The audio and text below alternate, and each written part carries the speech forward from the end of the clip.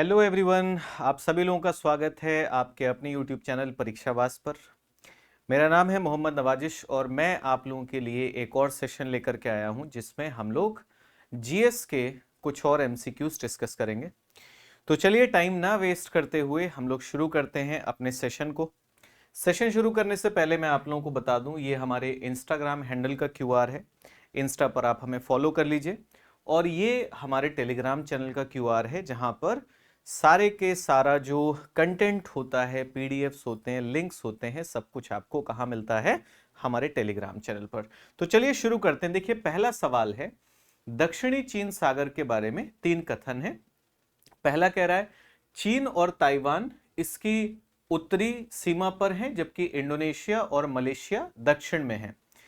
दूसरा कह रहा है यह लुजोन जलडमरू मध्य द्वारा पूर्वी चीन सागर से जुड़ा है। और तीसरा कह रहा है यह ताइवान जलडमरू मध्य द्वारा फिलीपीन सागर से जुड़ा हुआ है। इंग्लिश में अगर आप देखोगे, China and Taiwan border it to the north while Indonesia and Malaysia are to the south. Second one, it is connected by the Luzon Strait with the East China Sea, and the third one is it is connected by the Taiwan Strait with the Philippine Sea.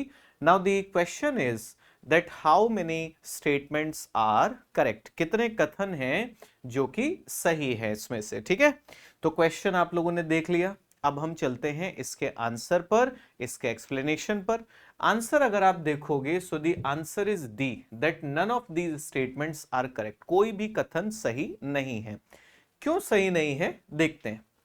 देखिए, ये वाला जो इलाका है, अगर आप इस map में देखोगे तो ये जो क्षेत्र है, ठीक है, this particular area, this particular region is known as South China Sea. इसे हम कहते हैं कि दक्षिणी चीन सागर है।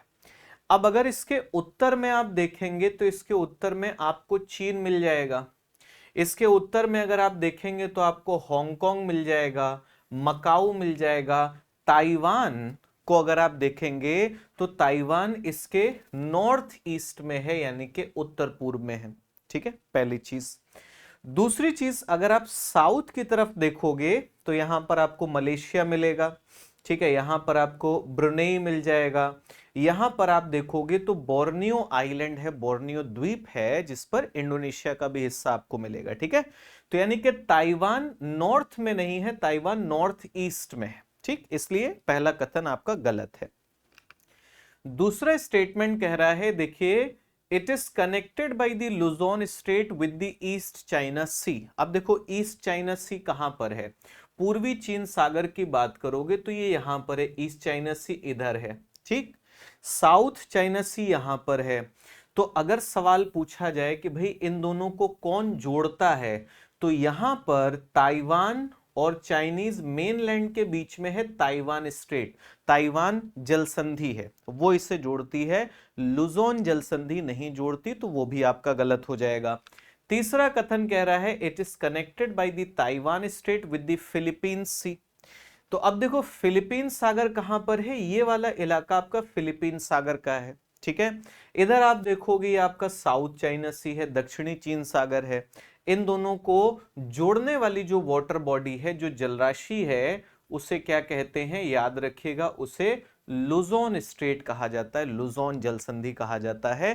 तो इसलिए तीनों के तीनों कथन आपके कैसे हो जाएंगे? गलत हो जाएंगे। ठीक है, चलिए अगले सवाल पर चलते हैं।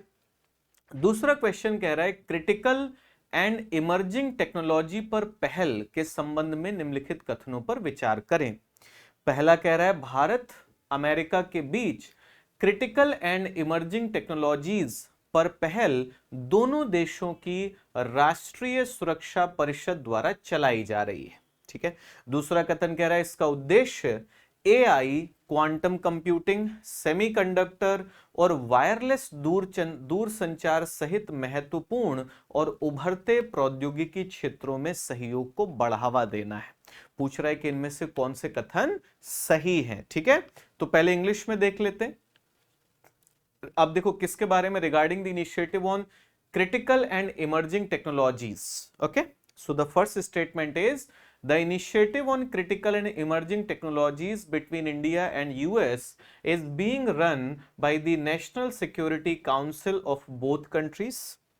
The second statement is it aims to promote collaboration in critical and emerging technology areas including AI, quantum computing, semiconductors and wireless telecommunications।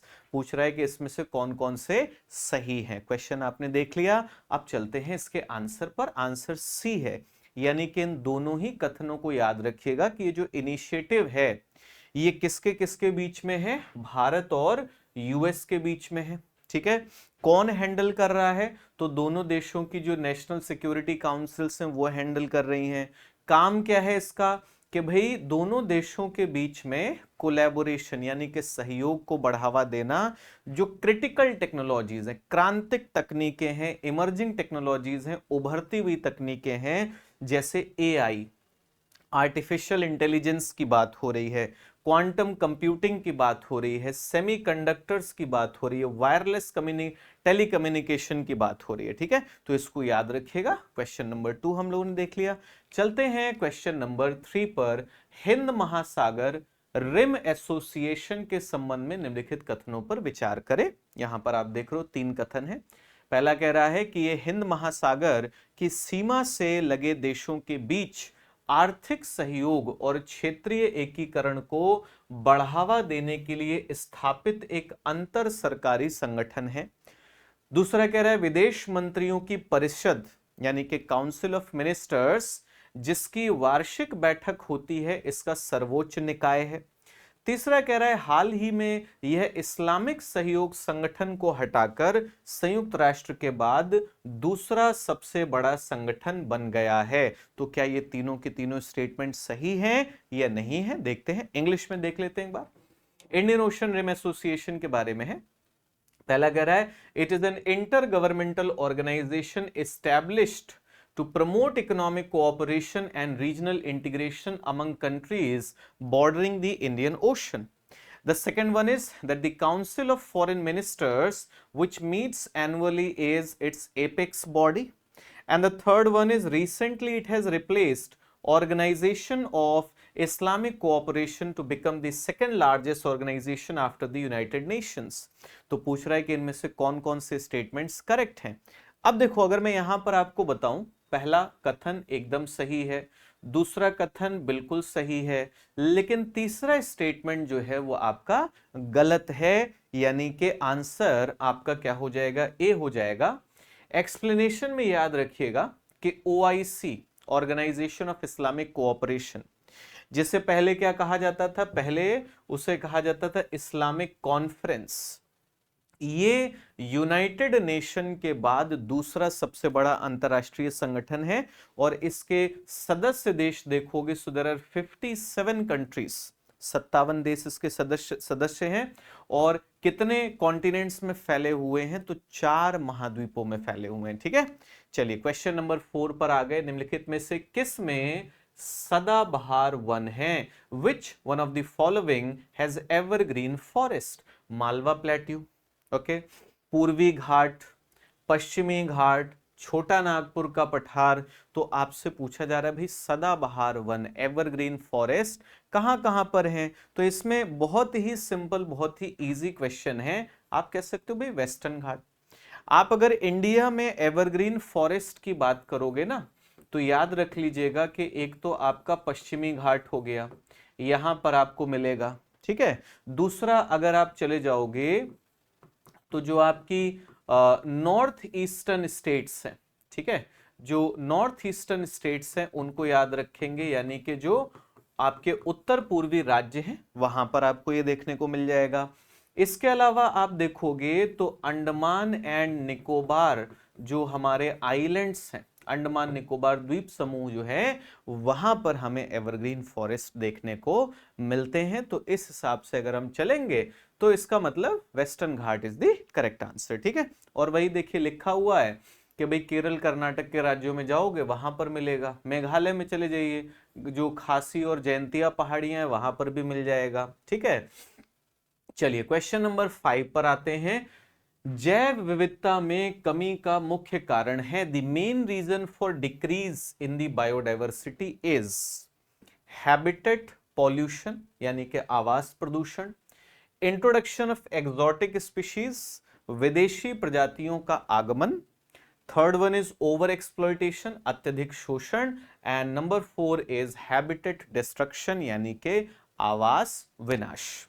तो ये चीज हम लोगों ने एनवायरनमेंट की क्लास में पढ़ा भी है, और वहां पर मैंने आपको बताया था कि देखिए सारे के सारे कारण हैं। पॉल्यूशन होगा तब भी बायोडायवर्सिटी का लॉस होगा, एग्जॉटिक स्पीशीज इंट्रोड्यूस हो जाएंगी तब भी लॉस होगा, ओवर एक्सप्लॉयटेशन होगा तब भी उससे नुकसान होगा, और हैबिटेट डिस्ट्रक्शन होगा तब भी नुकसान होगा। But you need to remember that if the question is कि मुख्य कारण क्या है, okay, what is the main reason, primary reason, so you need to remember that habitat destruction and fragmentation, habitat destruction and fragmentation, ये सबसे महत्वपूर्ण कारक है, यानी कि आवासों का विनाश होना, आवासों का विखंडन होना, ये सबसे महत्वपूर्ण कारक हो जाएगा। और इसमें ये ध्यान रखेंगे कि भाई आवासों का विनाश हो क्यों रहा है, तो डिफॉरेस्टेशन, निर्वनीकरण, ओवर पॉपुलेशन, जनसंख्या में जो बहुत ज्यादा वृद्धि हो रही है, पॉल्यूशन यानी कि प्रदूषण हो गया, ग्लोबल वार्मिंग, वैश्विक ऊष्मन, इन सभी चीजों की वजह से जो हैबिटेट्स हैं उनका क्या हो रहा है, विनाश हो रहा है। ठीक है, और साथ ही साथ एक चीज और आ जाती है, देखिए जो ऐसी प्रजातियां होती है ना जिनका साइज अगर आप देखोगे आकार जो है बड़ा है, ऐसी प्रजातियों के साथ क्या होता है, ऐसी स्पीशीज के साथ क्या होता है ना, they need a large area to sustain themselves. खुद को जीवित रखने के लिए उन्हें एक बड़े क्षेत्र की जरूरत होती है, और अगर उन प्रजातियों का हैबिटेट का डिस्ट्रक्शन होता है, उनके आवास का विनाश होता है, तो इससे उनके विलुप्तीकरण का, उनके एक्सटिंक्शन का खतरा जो है वो और ज्यादा बढ़ जाता है। ठीक है, तो क्वेश्चन नंबर 5 का आंसर हमारा क्या हो जाएगा, डी हो जाएगा।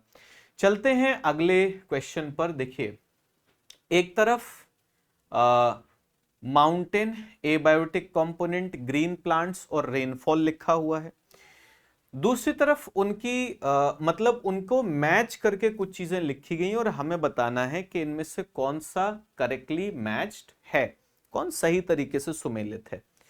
अब जैसे देखो लिखा है माउंटेन, और माउंटेन के सामने क्या लिखा है, पर्वत के सामने क्या लिखा है, मोस्ट स्टेबल इकोसिस्टम। तो क्या पर्वत मोस्ट स्टेबल इकोसिस्टम होता है, आपको यह सोचना है। ठीक है, एबायोटिक कंपोनेंट अजैविक घटक के सामने बैक्टीरिया लिखा है, तो क्या बैक्टीरिया अजैविक घटक है। ग्रीन प्लांट्स हरे पौधे इकोसिस्टम लिखा है, पारिस्थितिक तंत्र, तो क्या इनमें कोई मैच बन रहा है। और रेनफॉल और ग्लोबल वार्मिंग लिखा है, यानी कि वर्षा और ग्लोबल वार्मिंग, वैश्विक ऊष्मन।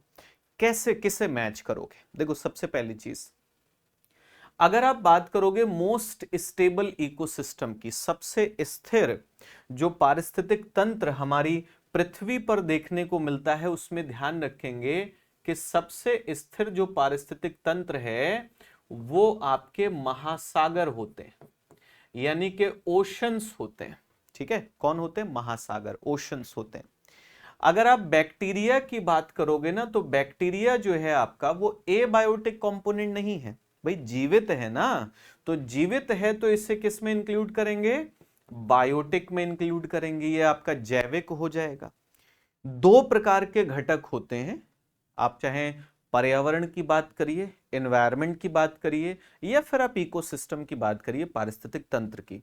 एक होते हैं जो जिन्हें हम कहते हैं बायोटिक, जीवित, जिसमें पेड़ पौधे जीव जंतु ये सब आ जाएंगे, और दूसरे होते हैं जिन्हें कहते हैं एबायोटिक, यानी कि अजैविक, जो कि निर्जीव होंगे, नॉन लिविंग होंगे।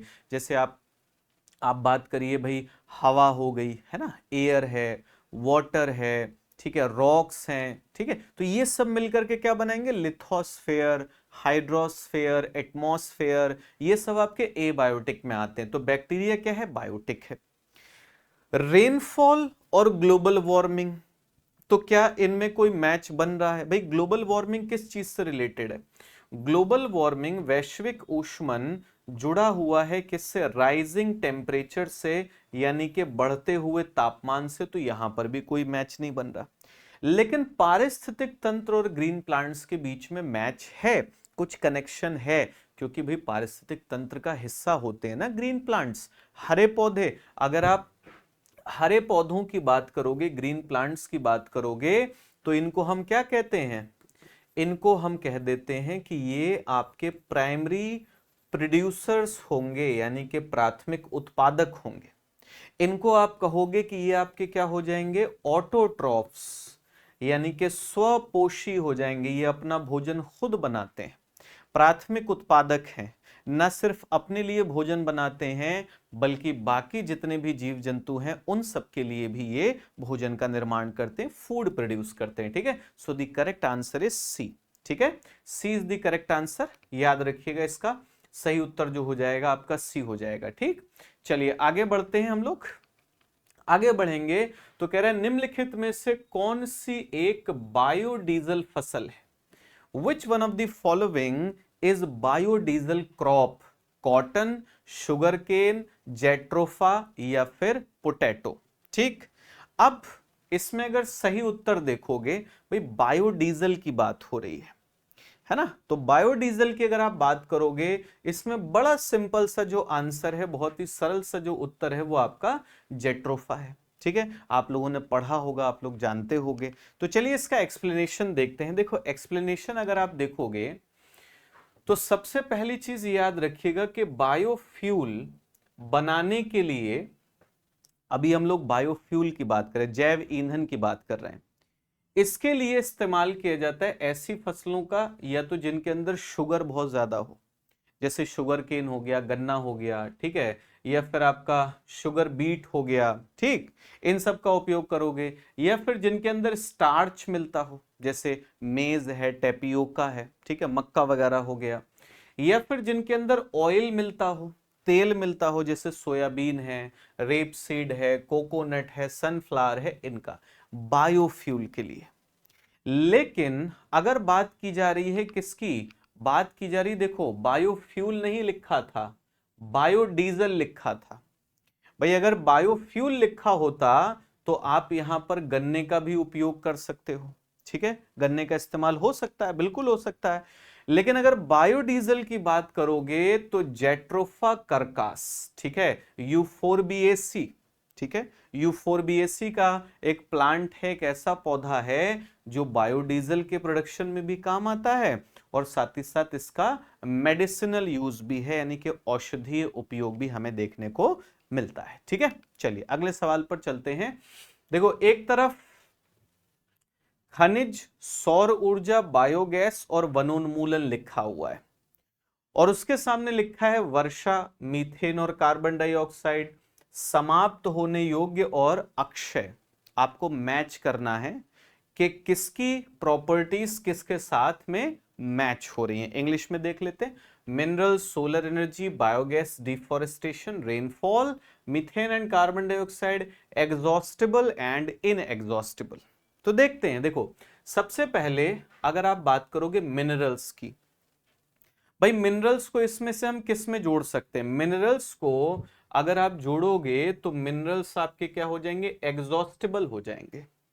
भाई जितने भी हमारे खनिज हैं, अगर आप उनको लगातार उनका इस्तेमाल करते रहोगे, उनका उपयोग करते रहोगे, तो एक दिन जाकर के वो समाप्त हो जाएंगे, एग्जॉस्टिबल हैं। ठीक, फिर आता है सोलर एनर्जी, सौर ऊर्जा। तो सौर ऊर्जा तो एक ऐसी चीज है कि हर दिन जब सूरज निकलता है तो वो हमें सौर ऊर्जा उपलब्ध कराता है, सोलर एनर्जी प्रोवाइड कराता है। आप अगर सोलर पैनल्स लगा लोगे, है ना, मान लो कि इस दुनिया में, इस अर्थ पर जितने भी घर हैं, उन सभी घरों पर अगर हम सोलर पैनल्स लगा लें तो ऐसा थोड़ी होगा कि सूरज की एनर्जी खत्म हो जाएगी। वो तो तब भी आपको एनर्जी देता रहेगा। तो वो कैसा है? इनएग्जॉस्टिबल है, यानी कि अक्षय है, वो समाप्त नहीं होगा। अगर आप बायोगैस की बात करोगे तो बायोगैस के मेन कंपोनेंट्स क्या होते हैं? मुख्य घटक क्या होते हैं? मीथेन और कार्बन डाइऑक्साइड होते हैं। और डिफॉरेस्टेशन को आप जोड़ सकते हो किससे? वर्षा के साथ। भाई अगर डिफॉरेस्टेशन होता है तो हम क्या बोलते हैं कि उस इलाके में होने वाली बारिश की मात्रा क्या हो जाती है? घट जाती है। जिस इलाके में पेड़ पौधे ज्यादा होते हैं वहां पर बारिश ज्यादा होती है, और जहां पर पेड़ पौधे कम होते हैं वहां पर बारिश कम होती है। इसका मतलब ये हो गया कि आंसर हमारा क्या हो जाएगा? आंसर हमारा हो जाएगा 3, 4, 2 and 1। Okay, 3, 4, 2 and 1। So the correct answer is a. ठीक है, करेक्ट आंसर हमारा ए हो जाएगा। चलिए अगले सवाल पर चलते हैं, अगले क्वेश्चन पर चलते हैं। निम्न में से कौन सिकंदर के साथ भारत नहीं आया था? Which one of the following had not come to India with Alexander? ठीक है, नियार्कस, ठीक है, ओनेसिक्रिटस, फिर कह रहा है डाइमाकस, या फिर एरिस्टोबुलस।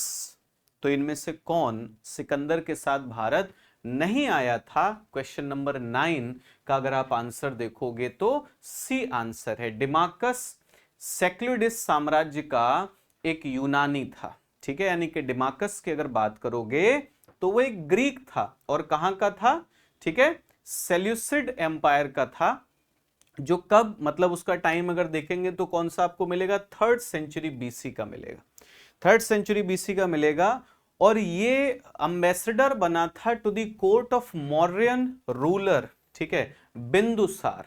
ठीक है, बिंदुसार के टाइम पर ये अम्बेसडर बनकर के आया था। कहां पर? Pataliputra in India. ठीक है, तो इसे अलेक्जेंडर के साथ आप लोग नहीं जोड़ेंगे। क्वेश्चन नंबर 10 पर आते हैं। देखो, एक तरफ बुक्स लिखी हुई हैं और दूसरी तरफ लिखा हुआ है कि भाई किसने लिखी थी। पहला लिखा है ह्वेनसांग का जीवन, लाइफ ऑफ ह्वेनसांग। उसके सामने लिखा है हुई ली। फिर लिखा है प्राकृतिक इतिहास, नेचुरल हिस्ट्री, सामने लिखा है टॉलमी। फिर लिखा है हिस्टोरियल फिलिपिकस, और कौन लिखा है? पोम्पियस स्ट्रोगस। ठीक है, फिर लिखा है द हिस्ट्रीज, हेरोडोटस। ठीक, तो किस बुक का जो मैच है, जो पेयर है, वो लिखा है कि करेक्टली मैच नहीं है, ये हमें बताना है। तो चलिए देखते हैं। देखो, अगर आप नेचुरल हिस्ट्री की बात करोगे या फिर नेचुरलिस हिस्टोरिया की बात करोगे तो ये यहां पर लिखा है ना टॉलमी। टॉलमी ने नहीं लिखी थी, इसको देखोगे प्लिनी ने लिखी है। ठीक है, किसने लिखी है? प्लिनी ने लिखी है। और कब? 77 एडी में। ओके, चलिए अगले सवाल पर आते हैं। भाई देखिए, लड़ाइयां लिखी हैं और उनके सामने लिखा है साल। आपसे पूछ रहा है कौन सा सुमेलित नहीं है। पानीपत की पहली लड़ाई 1526, खानवा की लड़ाई 1527, घाघरा की लड़ाई 1529 और चंदेरी की लड़ाई 1530। तो कौन सा इसमें करेक्टली मैच्ड नहीं है, ये पूछा गया है। चलते हैं इस सवाल के उत्तर पर कि इसका करेक्ट आंसर क्या हो जाएगा। देखिए, करेक्ट आंसर है आपका डी। सबसे पहले पानीपत की पहली लड़ाई की बात करोगे तो 21 अप्रैल 1526 को हुई।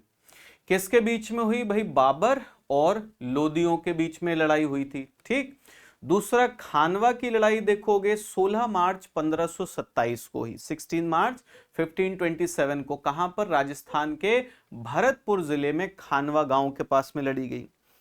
यहां पर अगर देखोगे तो बाबर और राणा सांगा की सेनाओं के बीच में लड़ाई होती है। ठीक, फिर अगर घाघरा का युद्ध देखोगे तो 1529 में हुआ, 1529 में हुआ, और यह बाबर का अंतिम युद्ध था, लास्ट युद्ध था।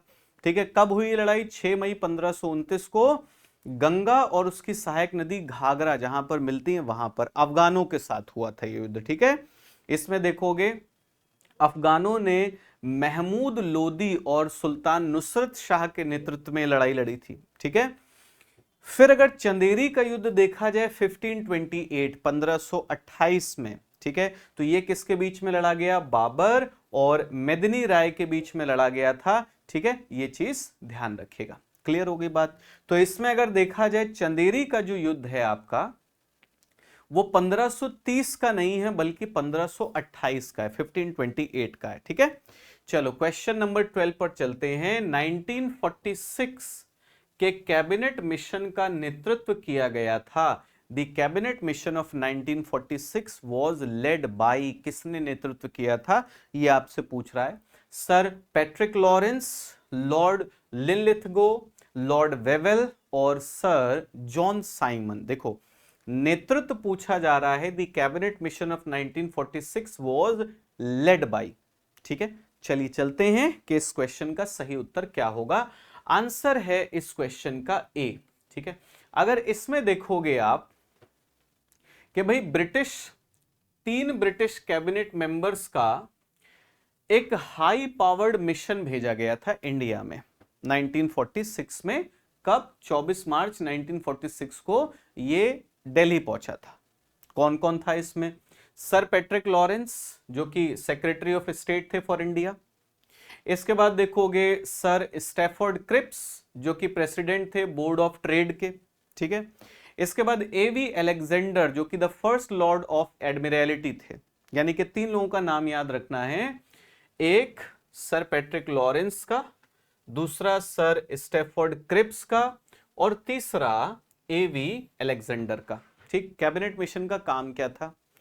कैबिनेट मिशन को भेजा गया था कि जो इंडियन पॉलिटिकल लीडर्स के बीच में ट्रांसफर ऑफ पावर को लेकर के, सत्ता के हस्तांतरण को लेकर के जो एक कॉन्स्टिट्यूशनल डेडलॉक की स्थिति बन गई थी, एक तरीके से एक ऐसी स्थिति पैदा हो गई थी जहां पर कोई फैसला नहीं लिया जा पा रहा था, उसको रिजॉल्व करने के लिए भेजा गया था। ठीक, कैबिनेट मिशन ने 1946 के कैबिनेट मिशन ने क्या बोला? इसने कहा कि there shall be a union of India, यानी कि एक यूनियन ऑफ इंडिया होगा, भारत का एक संघ होगा जिसके पास पावर होगी टू डील विद डिफेंस यानी कि रक्षा। ठीक है, फॉरेन अफेयर्स जो आपके विदेश के मुद्दे हैं। ठीक है, कम्युनिकेशन यानी कि जो आपका संचार है। ठीक है, और इसमें बोला गया it provided that all the members of interim cabinet would be Indians, यानी कि जो आंतरिक कैबिनेट बनेगी उसके सारे के सारे सदस्य कौन होंगे? भारतीय होंगे। और there would be minimum interference by the viceroy, यानी कि वायसराय का जो हस्तक्षेप होगा वो न्यूनतम होगा। ठीक है, तो ये ध्यान रखिएगा। चलिए अगले सवाल पर चलते हैं। निम्नलिखित में से कौन सा सूचना का अधिकार अधिनियम 2005 से संबंधित है? Which of the following is related to right to information act of 2005? Lily Thomas versus union of India, Nandini Sundar versus State of Chhattisgarh, Namit Sharma versus union of India, या फिर D none of the above. तो पूछ रहा है कौन सा केस है जो कि राइट टू इंफॉर्मेशन एक्ट 2005 से रिलेटेड है। इसमें अगर आप देखोगे कि कौन सा केस है तो इसमें ध्यान रखेंगे नमित शर्मा बनाम भारत संघ का जो केस है वो इससे रिलेटेड है। चलिए चलते हैं एक्सप्लेनेशन पर। देखिए सितंबर 2012 में सुप्रीम कोर्ट ने नमित शर्मा बनाम भारत संघ के फैसले में यह कहा कि सूचना आयोग जो है वो न्यायिक और अर्ध न्यायिक प्रकृति के कार्यों सहित व्यापक परिमाण के कार्य करने वाले न्यायिक न्यायाधिकरण हैं। ठीक है, अंग्रेजी में देख लेते हैं। In September 2012 the supreme court decided in Namit Sharma versus union of India that information commissioners are judicial tribunals performing functions of wide magnitude including functions of judicial and quasi judicial nature। ठीक है, तो ये वर्डिक्ट थी। तो Namit Sharma case जो है याद रखिएगा आपका आरटीआई से रिलेटेड है। अब चलते हैं निम्नलिखित में से कौन सा भारतीय संविधान के तहत मौलिक कर्तव्यों का हिस्सा नहीं है? Which one of the following is not a part of fundamental duties under Indian Constitution? Fundamental duties आप लोगों ने पढ़ी होंगी। पहला कह रहा है देश की रक्षा करना और राष्ट्रीय सेवा प्रदान करना, to defend the country and render national service. The second one हमारी समग्र संस्कृति की समृद्ध विरासत को महत्व देना और संरक्षित करना, to value and preserve the rich heritage of our composite culture. Third one is ग्राम पंचायतों के आयोजन में सहायता करना, to help in organising village panchayats. And the fourth one is सार्वजनिक संपत्ति की रक्षा करना और हिंसा का त्याग करना, to safeguard public property and to एड्योर वायलेंस। ठीक है, तो इसमें से कौन सा सही हो जाएगा? भाई मौलिक कर्तव्य पूछ रहा है, फंडामेंटल ड्यूटीज का पार्ट नहीं है। ठीक है, तो देखो ग्राम पंचायतों का जो संगठन है वो आर्टिकल 40 में आता है, और आर्टिकल 40 फंडामेंटल ड्यूटीज से रिलेटेड नहीं है, मौलिक कर्तव्यों से संबंधित नहीं है, बल्कि ये डीपीएसपीस का पार्ट है। ठीक है, जो राज्य के नीति निर्देशक तत्व हैं उनका हिस्सा है। ठीक, और बाकी जितने भी हैं उनमें ध्यान रखेंगे कि वो आर्टिकल 51A के तहत क्या है, आपकी फंडामेंटल ड्यूटीज है। ठीक है, तो सी इसमें करेक्ट आंसर हो जाएगा। चलते हैं क्वेश्चन नंबर 15 पर। देखिए एसर्शन रीजन का क्वेश्चन है, तो पहले देखते हैं जो कथन है वो क्या कह रहा है। राज्य वित्त आयोग एक संवैधानिक निकाय है। कारण कह रहा है केंद्रीय वित्त आयोग पंचायतों को वित्तीय सहायता की सिफारिश नहीं कर सकता। ठीक है, इंग्लिश में देख लेते हैं। State finance commission is a constitutional body, it is the assertion, and the reason is union finance commission cannot recommend financial assistance to panchayats। तो अब इसमें क्या सही हो जाएगा?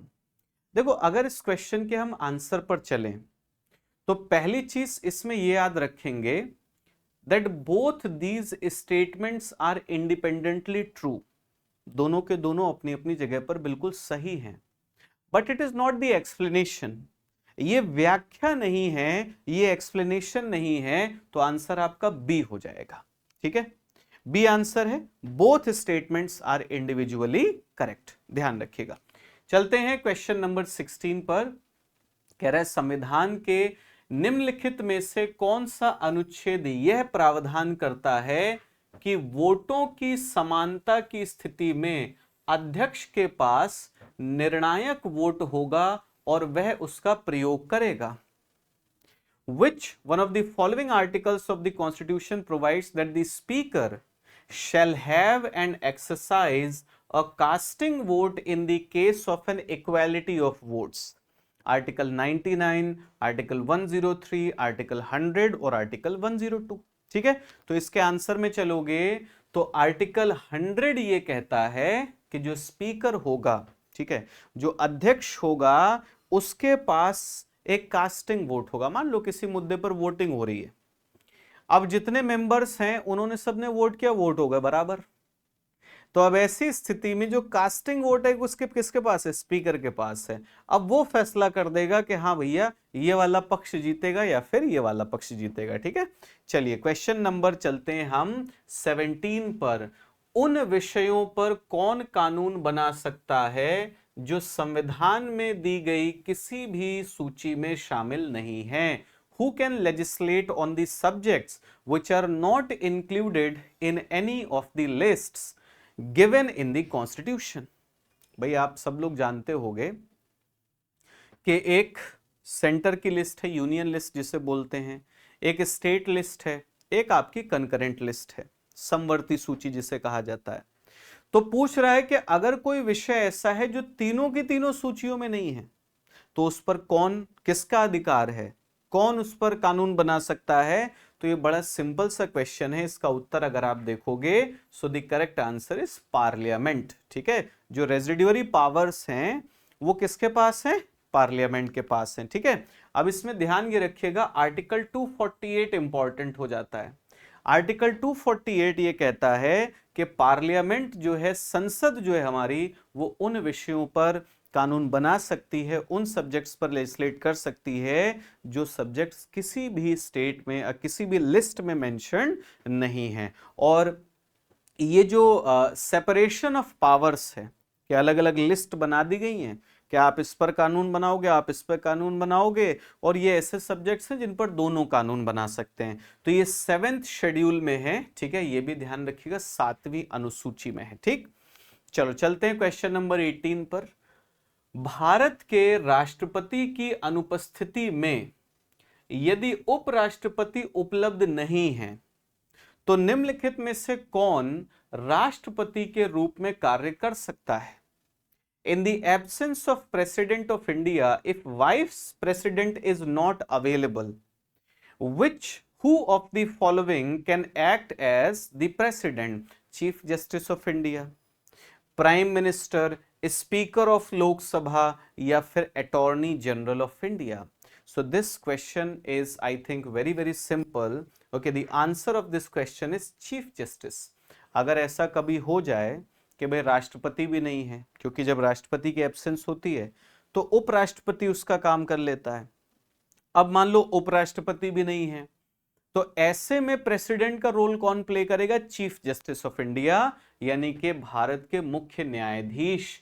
ये ध्यान रखिएगा। और इसमें एकमात्र ऐसे मुख्य न्यायाधीश जिन्होंने इस शक्ति का प्रयोग किया था या ये काम किया था वो थे एम हिदायतुल्ला, ठीक है, जो 20 जुलाई 1969 से 24 अगस्त 1969 तक भारत के राष्ट्रपति रहे थे, लेकिन वो थे क्या? चीफ जस्टिस थे, ठीक है। एम हिदायतुल्ला का नाम याद रखिएगा। निम्नलिखित में से कौन अब भारत में तेल की कीमतें तय करता है? Which among the following now decides the oil prices in India? Ministry of Finance, ठीक है, respective state governments, Ministry of Petroleum या फिर oil companies? So I think this question is very very simple. भाई वित्त मंत्रालय, संबंधित राज्य सरकार, पेट्रोलियम मंत्रालय या फिर तेल कंपनियां, कौन करता है? तो आंसर इसका सही हो गया आपका, तेल कंपनियां करती हैं, ठीक है। अब इसमें यह ध्यान रखेंगे कि पेट्रोल और डीजल के प्राइसेस सेट करने के लिए ऑयल कंपनीज जिस विधि को अपनाती हैं वो है trade parity pricing. Trade parity pricing का सीधा सा मतलब ये हो गया कि ये लोग क्या करते हैं ना, इंटरनेशनल मार्केट में जो रेट चल रहे हैं, है ना, उसके हिसाब से रेट क्या कर देते हैं? चेंज कर देते हैं। भाई जिस दिन घटेगा उस दिन घटा देंगे, जिस दिन बढ़ेगा उस दिन बढ़ा देंगे। तो ये ट्रेड प्राइसिंग, पैरिटी प्राइसिंग हो जाता है। अब इसमें यह भी ध्यान रखना है कि आप किसी कंपनी से तेल खरीदने के लिए नहीं जाते हो। ऐसा थोड़ी कि आप इंडियन ऑयल की रिफाइनरी पे जाकर खड़े हो जाओगे, भैया हमारी गाड़ी में तेल भर दो। आप तो कहाँ जाओगे? फ्यूल पंप पर जाओगे, जो पेट्रोल पंप होता है। अब वहां पर आपको यह ध्यान रखना है कि जो प्राइस आपको देना होता है उसमें प्रोडक्शन कॉस्ट भी होती है, यानी कि उत्पादन की जो लागत है। इसके अलावा central government excise and tax, यानी कि जो आपकी केंद्र सरकार है उसके जो टैक्सेस वगैरह होते हैं। स्टेट गवर्नमेंट टैक्सेस, यानी कि आपकी जो राज्य सरकार है उसके जो टैक्सेस होते हैं। ऑपरेटिंग कॉस्ट एंड मार्जिन, यानी कि उस पेट्रोल पंप को चलाने की जो कॉस्ट है, और मार्जिन यानी कि जो चलाने वाला है उसको प्रॉफिट भी तो चाहिए थोड़ा बहुत। तो वो सब मिला करके जो रेट बनता है वो आपको देना होता है। और डायनेमिक प्राइसिंग की जो पॉलिसी है इसमें ये ध्यान रखिएगा कि fuel prices are revised at 6 AM daily, यानी कि पेट्रोल पंप पर हर दिन सुबह 6 बजे रेट क्या करे जाते हैं? रिवाइज किए जाते हैं, ठीक। चलिए क्वेश्चन नंबर 20, लास्ट सवाल पर चलते हैं। निम्नलिखित में से कौन भारत के राष्ट्रपति के चुनाव के लिए निर्वाचक मंडल में शामिल नहीं है? Who among the following are not included in the electoral college for the election of president of India? पहला कह रहा है लोकसभा के निर्वाचित सदस्य, elected members of the house of the people, या फिर आप कह सकते हो लोकसभा। राज्यों की परिषद के निर्वाचित सदस्य, यानी कि elected members of the council of states, ठीक है, मतलब राज्यसभा की बात हो रही है। फिर कह रहे हैं राज्यों की विधानसभाओं के निर्वाचित सदस्य, elected members of legislative assemblies of the states. और तीसरा कह रहा, चौथा कह रहा है राज्यों की विधान परिषदों के निर्वाचित सदस्य, elected members of the legislative councils of the state. Vidhan Parishad by cameral जहां पर होगा उसके बारे में बात हो रही। तो इनमें से कौन शामिल नहीं होता है? अगर उत्तर आप देखोगे तो डी है। ध्यान ये रखना है कि जब राष्ट्रपति का चुनाव होता है ना, तो उसमें भाई जितने भी हमारे माननीय हैं, है ना, जितने भी जनता के चुने हुए प्रतिनिधि हैं वो सब हिस्सा लेते हैं। लेकिन उसमें कौन कौन हिस्सा नहीं लेता है याद रखना है। लोकसभा और राज्यसभा के नॉमिनेटेड मेंबर्स, यानी कि जिन्हें मनोनीत किया गया है, वो निर्वाचित नहीं है, वो चुन करके नहीं आए, वो पार्टिसिपेट नहीं करेंगे। इसके बाद देखोगे nominated members of state legislative assemblies, यानी कि राज्यों की जो विधानसभा है उसमें जो नॉमिनेटेड मेंबर्स होंगे वो भी वहां पर नहीं आएंगे। फिर कह रहा है मेंबर्स ऑफ लेजिस्लेटिव काउंसिल्स, मतलब जहां पर द्विसदनीय व्यवस्था है, बाई कैमरल लेजिस्लेचर है, तो जो आपकी आप एक तरीके से कहोगे जो विधान परिषद होती है उसके जितने भी मेंबर्स होंगे, it doesn't matter whether they are elected और नॉट, अब चाहे वो इलेक्टेड हो या नॉमिनेटेड हो, वो पार्टिसिपेट नहीं करते हैं। और चौथा आ गया nominated members of union territories of Delhi and Pondicherry, यानी कि जो पुडुचेरी और दिल्ली की यूनियन टेरिटरीज हैं उनके जो नॉमिनेटेड मेंबर्स होंगे, मनोनीत सदस्य होंगे, वो भी इसमें हिस्सेदारी नहीं लेते। ठीक है, तो ये हमने क्वेश्चन नंबर 20 का आंसर देखा, आंसर इज डी। ओके, तो चलिए आज के क्वेश्चंस हमारे हो गए समाप्त। अब मैं आप लोगों को एक चीज यहां पर बता दूं जल्दी से, एक छोटी सी इंफॉर्मेशन, कि इस टाइम पर शाम को 8 बजे हम लोगों की क्लास आती है ज्योग्राफी की। ठीक है, तो ये ज्योग्राफी की क्लास आप लोग रात को 8 बजे ज्वाइन कर सकते हो। इस टाइम पर आप अगर देखोगे तो आपका फिजिकल ज्योग्राफी, भौतिक भूगोल चल रहा है, which is a very important part of geography. ठीक है, और ये जो आपकी क्लास है ये स्टेट पीएससी के साथ साथ अगर आप देखोगे तो अगर आप यूपीएससी के लिए भी ज्योग्राफी प्रिपेयर कर रहे हो तो यूपीएससी और आपकी जो स्टेट पीएससी हैं, वो चाहे उत्तर प्रदेश पीसीएस हो, बिहार पीसीएस हो, राजस्थान पीसीएस हो, भाई ज्योग्राफी तो सब जगह सेम ही है ना, तो उन सभी के लिए ये इंपॉर्टेंट है। क्लास की टाइमिंग क्या है, शाम को 8 बजे ये क्लास आती है। ठीक है, तो इस क्लास को आप सभी लोग जरूर ज्वाइन किया करिए। अंत में एक बार फिर आप लोगों से कहूंगा कि अगर अभी तक आप लोगों ने हमें इंस्टाग्राम पर फॉलो नहीं किया है तो फॉलो कर लीजिए, टेलीग्राम चैनल को जरूर ज्वाइन कर लीजिए, क्योंकि सारी की सारी अपडेट्स, कंटेंट, क्वेश्चन सब कुछ आपको टेलीग्राम चैनल पर मिलता है। ओके, अंत में आपसे कहूंगा अगर ये सेशन अच्छा लगा हो तो इसे लाइक शेयर जरूर करिएगा, कमेंट सेक्शन में अपनी फीडबैक जरूर दीजिएगा, और अगर अभी तक आपने चैनल को सब्सक्राइब नहीं किया है then do subscribe it. Okay, thank you so much everyone, bye bye, take care, जय भारत, जय हिंद।